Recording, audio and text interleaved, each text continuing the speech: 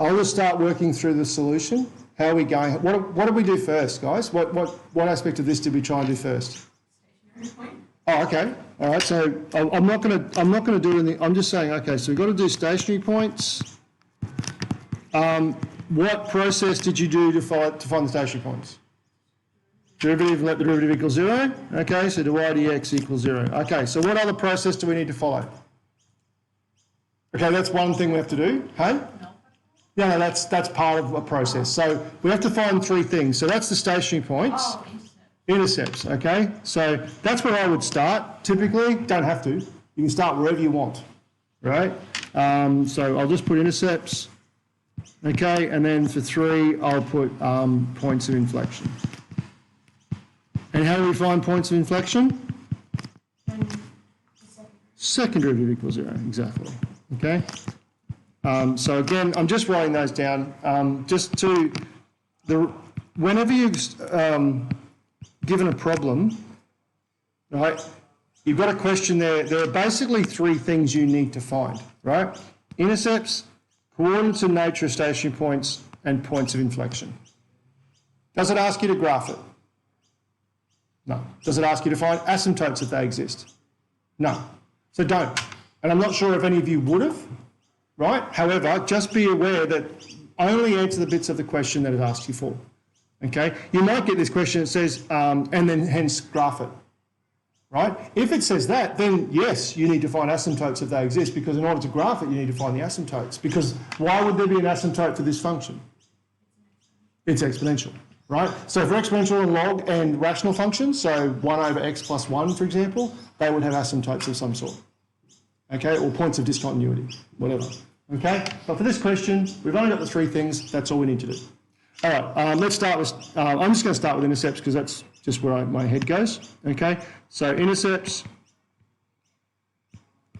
okay, so x equals 0, then y is going to equal 0, nice and simple. And when y equals 0, x equals 0, and e to the x can't equal 0, we know that. Is that fair enough with everybody? E to the x can't equal 0 because we've been using, I'll just back up a little bit. So we're going to have, I'm just going to, so 0 equals x e to the x. So in this particular case, we would use the null factor law because we're in fact, it's factorised form, okay? And that's why we say that x is 0 and e to the x can't equal 0.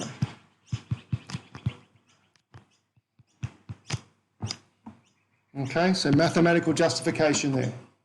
All right, you have to show that. I know it seems obvious and stuff, but you know, so therefore you've only got one set of intercepts, one intercept, 0, 0. Okay, so this function passes through the origin and doesn't cross the axis anywhere else. Okay, and that's really poorly written, so I'm going to rewrite that. Okay, so there's the first part. All right, now we'll do the stationary points. Okay, so there's part A, so stationary points. So if y equals x e to the x, do y dx. So how do we do this? What process do we have to follow to do this derivative? Pardon? Oh, wait, chain rule? No, not chain rule. What did you say? Product rule. Okay, so this is a product rule problem. There's my u, there's my v. Okay, so x is u and e to the x is v. So the chain rule is u times dv dx plus v times du dx. Are we okay with that? Yes? Okay. And so so we basically got x e dx plus e dx. All right, is that all right? Okay. Now, to find stationary points, we let the y dx equal 0. Now notice, and the reason this is sort of coming to my head is we were fortunate, the four of us yesterday to go to a specialist maths workshop, right? And one of the things that they were emphasising, and it's something I need to continue to remind myself too, so this is why it's fresh in my mind. You'll notice, particularly in this area where we're talking about stationary points and what we're doing, it's not only important to find the derivative, it's also important to explain what you're doing as you're going. Okay, so I've said here that the stationary points, we find the derivative, and then we find the stationary points, let the derivative equal 0. It's just a simple statement. It doesn't have to be fully languaged out. It can be like that. If you write stat points, I know what that means, right? And I think most people who read it would know what that means. Okay, so it's important to explain what you're doing. Okay, because then if you make an error, it's only a calculation error, not a conceptual error. And calculation errors bring less penalty, one of a better way to put it, than a conceptual error. Conceptual error means you didn't actually know what you were doing. All right, so let's go to here. So now we've got the point where we've got 0 equals x e to the x plus e to the x. How do I solve that? I have to factorise. Right, I have to factorise. 99 times out of 100, ladies and gentlemen, at some point in a problem like this, you're going to need to factorise. To use the null factor law. Okay, to either cancel, because you can only cancel common factors, or to use your null factor law to find equal 0. Okay, so common factor here is e to the x plus 1. Okay, null factor law, well, e to the x cannot equal 0. We've had that conversation a while ago. Or x plus 1 equals 0, so x equals negative 1. Is that okay with everyone? Yeah? Okay. So we only got one stationary point. Better work out what its y value is.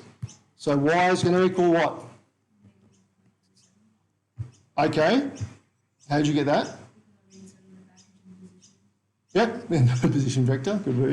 Good specialist math spoken. Yep. Back into your position, into your what? Yeah. I thought you said the position. Yeah. Yeah, that's good. That's what I said. Good use of vectors. That's good. Cool. All right, so it's negative 1 e to the minus 1. Okay, back into your original equation, which is negative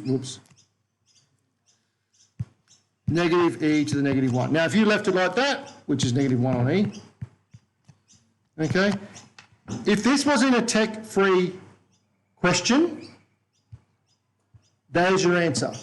It's not, but if it was, you'd need to leave it in that form, and that's all you'd need to do. Okay? Now, you're not asked to graph it, so you don't need to really worry about what that value is. But let's pretend you did. How on earth could you approximate this without a calculator? Go. Yep. Yeah. Okay. Yeah. Keep going. 1 divided by 2.71 Yeah. Yeah. Well, 2.7 is close to 3. Yeah. So, are we okay that e is around about 2.7? Can we all remember that? 2.718. Right. So. Do you need to know that? No. Is it helpful? Yes. Right? So e's around 3, just like pi. Even if you think of it like that, e's around 3, like pi's around 3. Keep that in mind, because then you can go, well, that's e to the minus 1 is 1 over e, which is 1 over 3, and a third is about 0.3 recurring. Right? So that value is around about, it's not, but it's close enough for the sake of what we're doing. It's around about negative 0.3. Is that okay? Right. Now, in this question, you don't need to do that, but if you were, that's how you do it. So don't overthink it. Just go, okay, well, he's around 3. How do I get to that point? All right. So we now know what our stationary point is. Our stationary point is negative 1 on E, or the decimal value that you gave earlier, which was what, sorry? Negative 0.37. Yeah, okay, so negative 0.37, okay? So around about that if you've got a calculator. Is that what do you guys agree with that value? Got that? Is there any part of that you need me to redo that you're not sure about? Okay, have we finished that part of the problem? Have we finished that? Oh, okay, have I answered? Okay, so I can tick that off. What else can I tick off so far? Right, so I can tick off that I've got the coordinates, but I haven't done nature yet. Okay, so let's come and do that. How do I do the nature of the stationary point? What would be I can draw a table. What would be the easiest way to do this one? Well, that would be overdoing it. Either first derivative or second derivative, which would be easier? Second? We already had the first, so you could do the second. What do you have to do with the second? No? Well, yeah, I have to differentiate it, I would, yeah. Okay, so let's go second. All right, so nature. So now I'm just explaining what I'm doing. All right, I'm just putting a code to say now I'm working out what the nature is. All right, you could write max min question mark. You could write anything you want to explain what it is you're doing. Okay, so let's do the second derivative. All right, so if so dy dx equals e to the x plus 1. Okay, so the second derivative is going to be, well, again, it's product rule, u v. Okay, so doing this, it's going to be e to the x times 1 plus x plus 1 e to the x. Are we okay with that? Yeah? So that's going to be e to the x plus 1 e to the x. And again, I'm going to factorise that, e to the x plus 2. It's not a very difficult second derivative this time. So that's probably a good way to go. What do I do with this now? Sub in what? Oh, sub in the point. Yeah, now I substitute in the point. So at x equals, so I want to know what's going on at that point, right? So at x equals negative 1, I've got d squared y dx squared is equal to e to the minus 1, negative 1 plus 2. Now, if I'm using the second derivative test, what do I need to show regarding that point? Regarding that value, what's important about that value? So use the second derivative test. No, that's for a point of inflection. Positive or negative? If it's positive or negative. All I care about is if that number is greater than 0 or less than 0. That's all that matters. It doesn't matter what its actual value is. So even if you can't do e to the minus 1, right? Even if you can't do that in your head, is the value e to the power minus 1 positive or negative? It's positive. Because e is positive, the minus 1 means just 1 over a positive number, still a positive number, right? So this number is positive. What's negative 1 plus 2? It's 1. It is also positive. A positive number multiplied by a positive number is a positive number. Is that okay? Yep. So if the second derivative is greater than 0, what does that mean we've got? It's concave up or a minimum. Yep, either of those terms would be appropriate. So this is concave up. Oops. Concave up, or if you chose a minimum. Is that okay with everybody? Is there any part of that you're not clear on? Okay, silence was a deadly reply. Okay, so now we've determined the coordinates, we've determined the nature of the stationary points. Now we've got to do the points of inflection. How do I do points of inflection? Second derivative equals 0. Fortunately, I have already found my second derivative. Isn't that convenient? Okay, so points of inflection. Okay, so d squared y dx squared equals 0. So I've got 0 equals e to the x plus 2. For the same reasons as we've done 3 times now, e to the x cannot equal 0. Therefore, x plus 2 equals 0, so x equals negative 2. Okay so far? Just like we did before, y is equal to x e to the x, which is negative 2 e to the minus 2, which is negative 2 on e squared. But again, you've got a calculator, you could work out the decimal value of that if you want to. If it was a tech-free paper, you'd leave it just like that. Are we okay with that? What do we need to do now?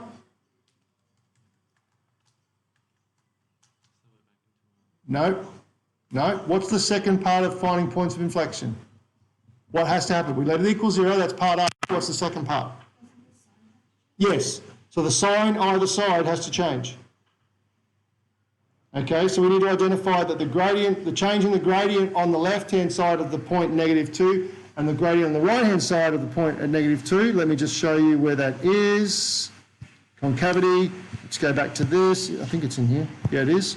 Okay, so for a point of inflection, the following must be true. The second derivative equals 0 and the sign changes either side to show the change in concavity. Okay, so you can't just do one or the other, you have to do both. So if I come back to this problem now, I don't remember where it was. Oh, here it is. Okay, so here's where we set up our little table. Think x d squared y. So it's basically a first derivative test with the second derivative. Works the same way. All right, so we've got -2. Okay, so we look at -1 and we look at -3, just for argument's sake, pick some values that are nice. We already know it equals 0 at that point. We actually know what's going on at -1, do we not? How do we know? We've already done that, right? We already know what's happening at the second derivative at -1. We calculated that a bit ago. So there's a bit of work already done for us. Yay. Right, positive on that side. We determined that earlier. The gradient is positive. So all we need to do is sub in -3 and see what we get. Okay, so if we substitute in -3, d squared y dx squared equals, so the derivative, second derivative, where is it? There it is.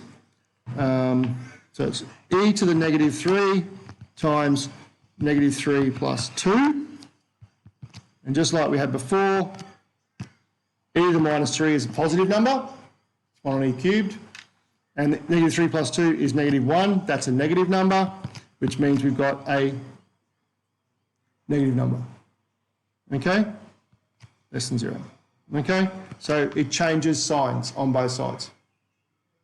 Okay, that's what we wanted to do. We wanted to go from negative to positive or positive to negative. Are we okay with that? Yes? No? Maybe? Sort of? Corner? Yep, okay. So then we've demonstrated it's a point of concavity. So therefore, intercept 0, 0. It has a -1, just remember, I don't remember what the point is, there it is. Negative e to the -1 is a minimum. And -2, what's the value I said? -2 e to the -2 is a point of inflection. Okay, so just a summary at the end to say that we've done all the bits that we were asked to do. It's a long question worth a lot of marks. Okay, that would be worth 5 or 6 marks. Because there's lots in it. Okay, but it's important that I wanted to cover that. I wanted to make sure that you were at least had another example of all that type of stuff. Okay, just minimising that so you can see the whole thing in one go. Well, you probably can't see it because it's tiny. But the whole point there's a lot of work there, right? And it would take probably, for you to do that question, it's probably worth 6 or 7 marks maybe, and give yourself about 10 minutes to do that sort of thing. And I think if you just work through it step by step, 10 minutes is not unreasonable to do that problem, once you practice that sort of thing. Is that okay? Yeah? All right. Do you want me to give you another one like that for you to try yourself? Or you want to move forward?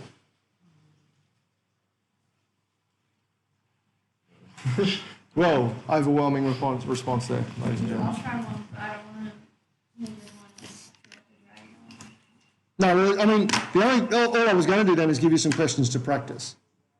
But I can either let you go with your own questions to practice of curve sketching, which are these ones here, or I can set you one to have a go at. It doesn't really matter. It's up to you. I mean, I'm easy. What would moving on? Well, moving on, we're not moving on, that's what I'm saying. So your options would be, I can give you a question to try, or you can just try some of those questions out of that textbook on your own. What would you? Huh? Yep, happy to do that. You can do either one. Is that fair?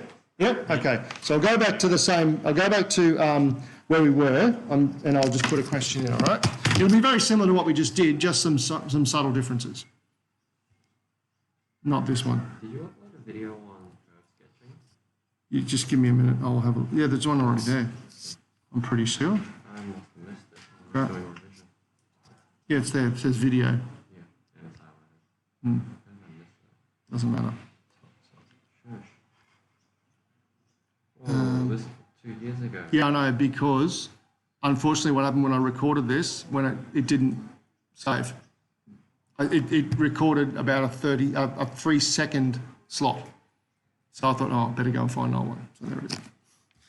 So sorry about that. But yeah, I'm happy to go through it, but curve sketching is pretty much, there's a good example here. Yeah, so that's a fully worked example that we did with all the steps you need to follow and bits of information and things to think about. All right, so let me go back to here. Okay, so,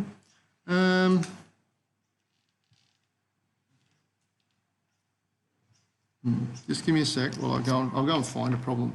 I'll find a good one. I will find a good one.